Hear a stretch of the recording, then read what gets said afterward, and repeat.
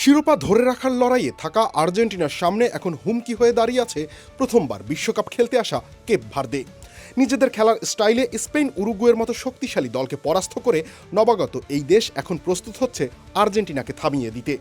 বিশ্বজয়ীরা কি পারবে এই বাধা অতিক্রম করতে, নাকি নতুন ইতিহাস লিখবে Cape Verde? Cape Verde group পর্বে তাদের প্রতিটি ম্যাচই ড্র করেছে।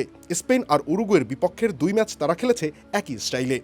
আক্রমণের চিন্তা মাথায় না রেখে শুধু ডিফেন্সিভ খেলে গেছে, আর তাতেই মিলেছে সাফল্য। পা হড়কেছে 2 সাবেক বিশ্বজয়ী দেশের। আর্জেন্টিনার বিপক্ষেও 4-2-3-1 এই ফরমেশনে মাঠে নামতে পারে কেপ ভার্দে, যেখানে তাদের লক্ষ্য থাকবে আলবি সেলেস্তেদের কোনো গোল করতে না দেওয়া। অভিজ্ঞ ভজিনহা চাইবেন লিওনেল মেসিদের সকল আক্রমণ ঠেকিয়ে রাখতে।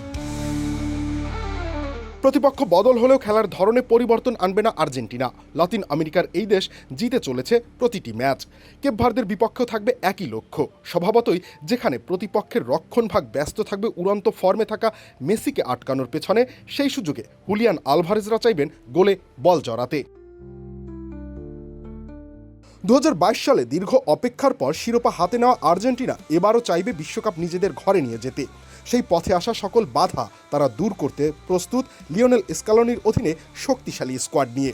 অন্যদিকে কেপ ভার্দের চোখে স্বপ্ন প্রথম বিশ্বকাপেই রূপকথার গল্প লেখার। এই 2 দলের কার মুখে হাসি ফুটবে তা বলা যাবে রেফারির সমাপ্তির বাঁশি বাজলে।